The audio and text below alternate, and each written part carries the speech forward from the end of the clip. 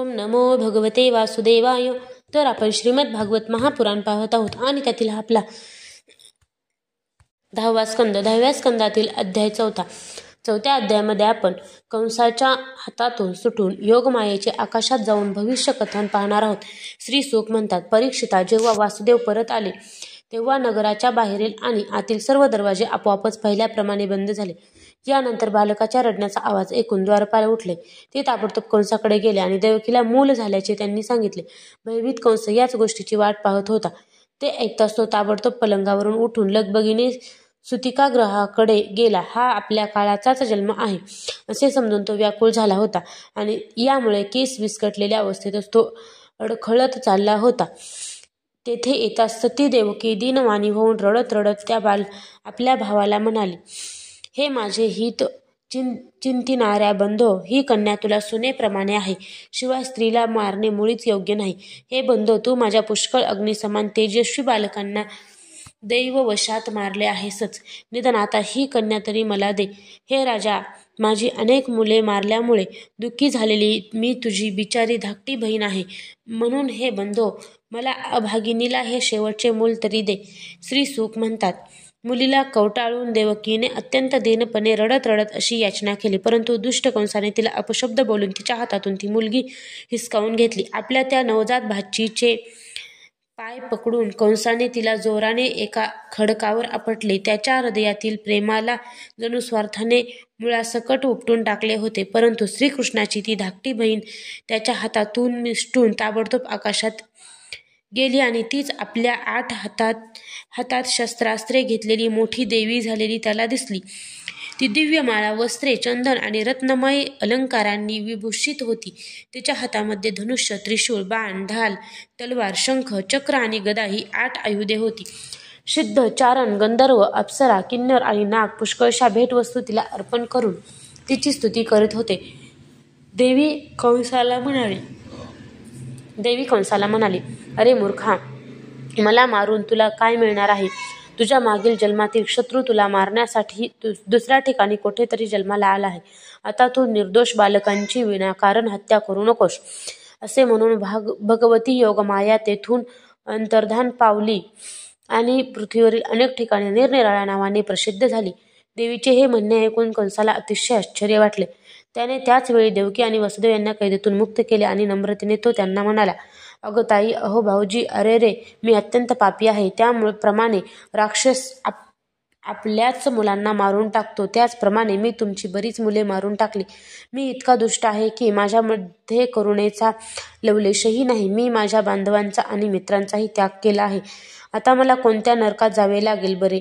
मी तर ब्रह्मघातकी माणसाप्रमाणे जिवंत असूनही मेल्यासारखाच आहे. फक्त माणसेच खोटे बोलतात असे नाही, तर विधाताही खोटे बोलतो. त्याच्यावर विश्वास ठेवूनच मी पाप्याने बहिणीची मुले मारली. तुम्ही दोघेही महात्मे आहात. आपल्या पुत्रांसाठी शोक करू नका. त्यांना त्यांच्या कर्माचेच फळ मिळाले. सर्व प्राणी प्रारब्धाच्या अधीन आहेत. म्हणूनच ते सर्व काळ एकमेकाबरोबर राहू शकत नाहीत. जशा मातीच्या वस्तू तयार होतात आणि मातीत मिसळतात, परंतु मातीमध्ये काही बदल होत नाही, त्याचप्रमाणे शरीराचे उत्पन्न होणे, नाहीसे होणे हे चालूच असते, परंतु आत्म्यावर याचा काही प्रभाव पडत नाही. जे लोक हे तत्व जाणत नाहीत ते या शरीरालाच आत्मा समजतात. त्यामुळे पुत्रादी देहाशी संयोग व वियोग होतो, तेव्हा सुख दुःख रूपी संसारातून सुटका होत नाही. म्हणून हे ताई, मी जरी तुझ्या पुत्रांना मारले असले तरी तू त्यांच्यासाठी शोक करू नकोस, कारण सर्व प्राण्यांना पराधीनपणे आपापल्या कर्मांचे फळ भोगावेच लागते. आपले स्वरूप न जाणल्यामुळे जोपर्यंत जीव असे मानतो की आपण मरणारा आहे की मारणारा आहे, तोपर्यंत शरीराचा जन्म मृत्यूचा अभिमान धरणारा हा अज्ञानी जीव पीडा देणारा व पीडा भोगणारा होतो. माझ्या या दुष्टतेला आणि तुम्ही दोघांनी क्षमा करावी, कारण तुम्ही सज्जन असून दीनांचे रक्षण करणारे आहात. असे म्हणून कंसाने देवकी वासुदेवांचे पाय धरले. त्यावेळी त्यांच्या डोळ्यातून अश्रू वाहत होते. यानंतर त्याने योगमायेच्या वचनावर विश्वास ठेवून स्वतःच्या सौजन्याने देवकी आणि वासुदेव यांना कैदेतून सोडून दिले. कंसाला पश्चाताप झालेला पाहून देवकीने त्याला क्षमा केली. तिचा राग मावळला. त्याचवेळी वसुदेव हसून त्याला म्हणाले, हे कंसा, तो म्हणतोस हे ते खरे आहे.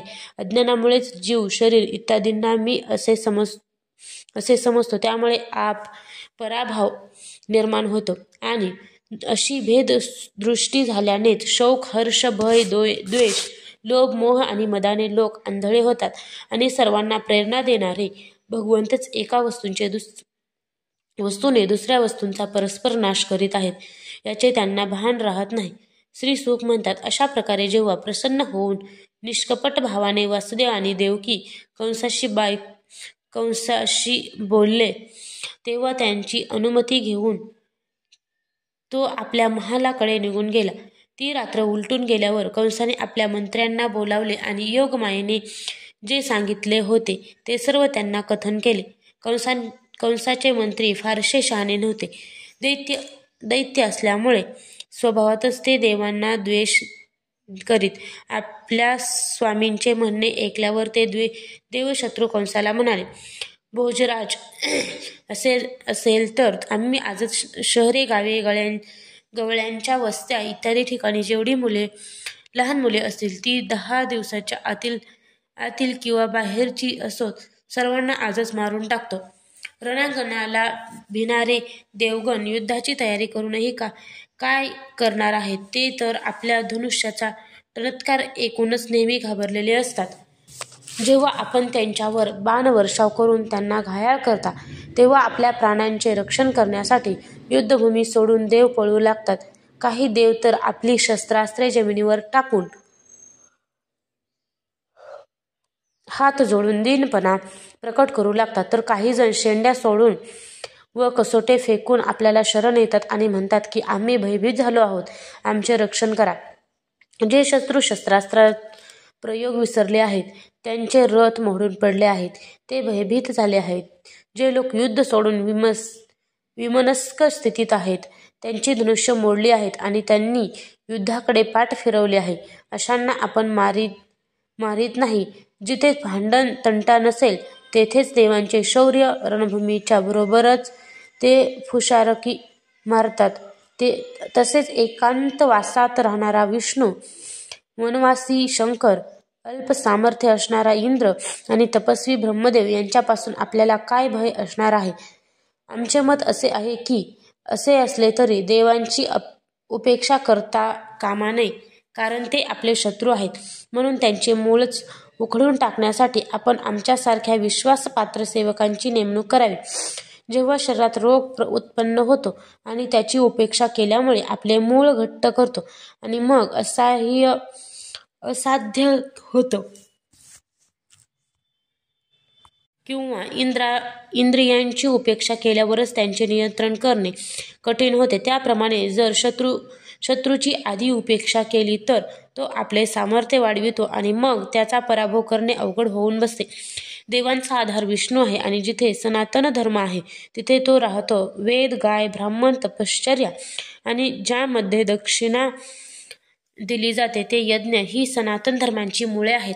म्हणूनच हे भोजराज, वेदवेत्ते, ब्राह्मण, तपस्वी, याज्ञिक आणि यज्ञासाठी तूप इत्यादी हविर्द्रव्य देणाऱ्या गायींचा आम्ही संपूर्ण निष्पात करू. ब्राह्मण, गायी, वेद, तपश्चर्या, सत्य, इंद्रिय दमन, मनोनिग्रह, श्रद्धा, दया, सहनशीलता आणि यज्ञ ही विष्णूंची शरीरे आहेत.